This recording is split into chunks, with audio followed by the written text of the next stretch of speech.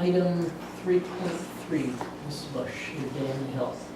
Yes, thank you very much. I attended a Day on the Hill sponsored by CABE, and it started out where we had a meeting with all the members that attended, and we were able to get a little information about what's going on with some of the trends in education, about where CABE stands on the idea of school security, and we were also able to speak to us several of the legislators. We had Representative Andy Fleischman and Senator Tony Boucher, who are on the Education Committee. We also had Governor Malloy also speak to us, and most of the concerns of the other board members that were coming out were the costs of special ed. We're not the only town that is feeling a huge effect from the costs that are coming down from special ed. And they are aware of it, and they're going to be working to try to help relieve some of that. Another thing that we also spoke about, and I was able to ask Governor Malloy a direct question about magnet school tuition and how it is taking a huge chunk of our budget, and to get a better control and regulate the amounts that we're having to pay per student. At that point, he was unable to answer my question on how he could help us. He just was not very knowledgeable about that problem. But as I was sitting there, Bruce Douglas, he's the executive director of CREC, gave me his information, and he'd like us as a board to have him come and speak with our board and give him some of our concerns about the huge cost of magnet school tuition coming out of our budget. So I will pass along the information to you and make sure you're aware of that. I was also able to speak with several of our legislators. I spoke with Representative Tim Ackert. I spoke with Senator Tony Guglielmo, and gave all of them our concerns about special education funding, magnet school tuition, and I also spoke about the loss of reimbursement for our building projects.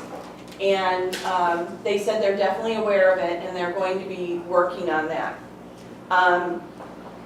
We're also wanting to make sure that the evaluation plan is very much looked at and implemented. And one thing they did tell us that they're going to be a little lenient on the implementation of the evaluation plan, where within your school buildings you can choose to evaluate a third of your staff instead of the whole staff being evaluated. I have some information about that, but that was something that came out, and want to make sure that, you know, through the administration, that they have all the stakeholders represented when you're making your plan. And they're also talking about the idea that we're going to be paying next year for the pre-K programs in the magnet schools. And everyone voiced a concern about us having to pay for it. We were hoping it would be funded because of Governor Malloy's push to get more seats in pre-K. They're going to have them in the magnet schools. We would like them to give the money to the local towns to be able to put those seats in our schools instead. So we have our students being educated by us. So those were some of the hot topics, and it was an extremely informational day where we were getting a lot of information. We spoke with many people, and I was able to sit in on some of the goings-on in the Senate chamber. I was invited in, and I got to, you know, really get a feel of what's going on, and also the House chamber. I observed what was going on in there. They were mostly picking judges and different people to hold some of the positions in the state. But it was it was a really good day, and I encourage you next year to attend if you have that ability, because besides the idea that I was able to speak with legislators, we were able to also speak with other board members from around the state that, you know, oh, and the biggest thing out of this, I attended the Alliance District meeting where we sat, and there was probably about 10 of the Alliance districts represented. And we had one of the coordinators from the state that has been on like a month or so. But what she had suggested to the Alliance districts is to have a Alliance group that we will be able to meet together, and Kate would facilitate it. And we'd be able to work together and brainstorm ideas and give some of our concerns to some of the state people that are working on the Alliance District grants. And I thought it was a great idea. They're going to be making contact with the school boards and looking for times that we can meet, maybe once every 3 months or so, to be able to share ideas. It was a very good experience. So that was it. Any questions? Thank you, Ms. Quinn. Doesn't look like any questions. Thank you. All right, we'll move on to item 4.0, community forum. Opportunity for comments on the agenda items, potential future agenda items, or general information provided to the Board of Education from citizens and community organizations. Is there anybody who wishes to speak to the board this evening? Please come forward, state your name and address for the record. I think I recognize you.